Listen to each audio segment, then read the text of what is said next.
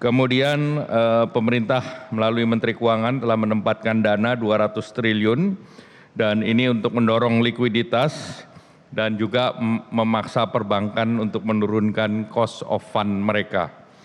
Dan pemerintah juga sudah melakukan hapus tagih daripada utang UMKM.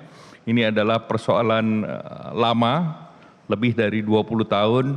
Mereka yang terkena tidak mampu bayar hutang karena gempa bumi, karena banjir dan yang lain. Dan untuk pertama kali mereka bisa dihapuskan sehingga tentunya ini membuka kesempatan mereka untuk kembali berkegiatan ekonomi. Dari segi investasi kita lihat capaian di semester 1 mencapai 942 triliun atau naik 13,6 dibandingkan tahun sebelumnya dan serapan tenaga kerja sampai dengan semester 1 sebanyak 1,2 juta orang dan realisasi KEK sebesar 294,4 triliun dan mempekerjakan 187.376 orang. Nah, kemudian dari segi kesejahteraan sosial kita melihat angka kemiskinan turun ke 8,47% dan ini juga terendah dibandingkan periode sebelumnya. Jumlah penduduk miskin sebesar 23,85 juta, turun dibandingkan Maret tahun lalu yang sebesar 25,22 juta.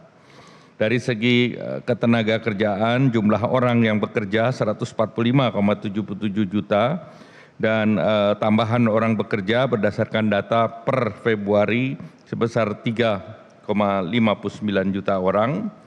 Tingkat pengangguran terbuka pun terjadi penurunan sebesar 4,76%, terendah sejak tahun 98.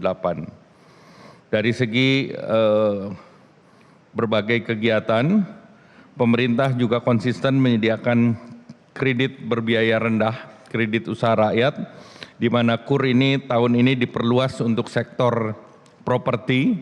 Pemerintah menambahkan 130 triliun untuk sektor properti, dan sektor properti dari segi supply side itu bisa sampai dengan 20 miliar dan dengan bunga disubsidi oleh pemerintah 5%. Apapun banknya, pemerintah memberikan potongan 5% subsidi. Kemudian KUR itu sendiri sudah diakses oleh 3,46 juta pelaku UMKM dan terus diperluas juga untuk pekerja migran. Dan tentunya ini jumlah yang disalurkan untuk di luar perumahan sebesar 300 triliun. Jadi yang 130 triliun untuk sektor perumahan adalah program on top. Pemerintah juga meluncurkan berbagai program, berbagai stimulus di semester 1 yang nilainya sebesar 61 triliun. Dan tentunya itu juga menstimulir daripada konsumsi dan pertumbuhan ekonomi di kuartal pertama yang lalu.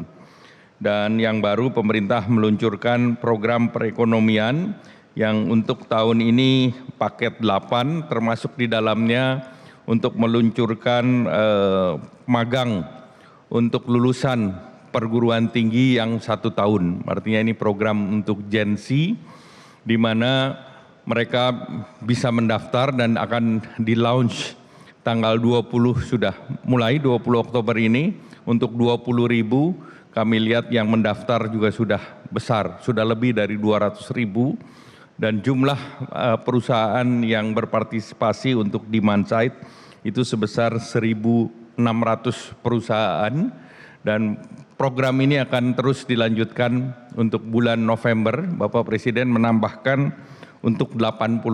Jadi tahun ini kita akan siapkan untuk 100.000. Kemudian juga capaian di sektor real, ada perluasan PPH untuk padat karya sampai dengan tahun depan. Itu baik di sektor padat karya maupun di sektor pariwisata. Dan kemudian pemerintah juga memperpanjang PPN-DTP untuk sektor properti sampai dengan tahun 2027.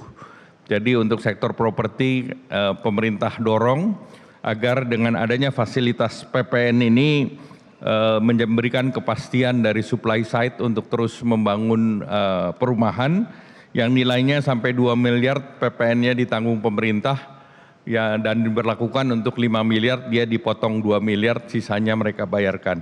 Jadi ini untuk pertama kalinya ada kepastian untuk sektor properti sampai 2 tahun ke depan.